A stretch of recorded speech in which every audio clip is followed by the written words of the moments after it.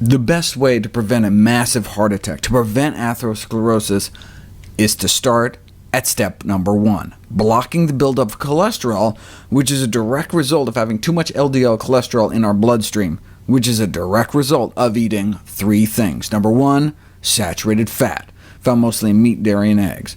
Number 2, trans fat, found mostly in processed junk and animal products in the American diet. Number 3, the consumption of cholesterol itself from meat, dairy, and especially eggs. Elevated LDL cholesterol levels is also caused, as we've seen, by the lack of consumption of fiber, found in all whole plant foods. Since we evolved to eat enormous quantities of fiber, when we don't, our LDL ends up much higher than it's supposed to be.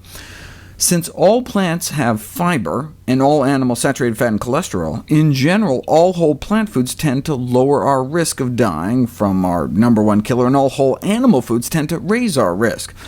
There are, however, processed plant foods that do raise cholesterol, hydrogenated vegetable oil, for example, and processed animal foods that don't, skim milk and egg whites.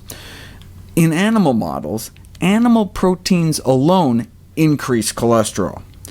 But in people, it's more the animal fat and cholesterol, or at least in adults. There was a study of 1 to 3-year-olds that found that swapping in wheat protein for milk protein dramatically lowered cholesterol, and then when they went back to milk protein, it rose back up again. But as the researchers admit, they couldn't completely control for the cholesterol. The use of the milk protein casein precludes the preparation of a cholesterol-free diet. Cholesterol and animal products go hand in hand.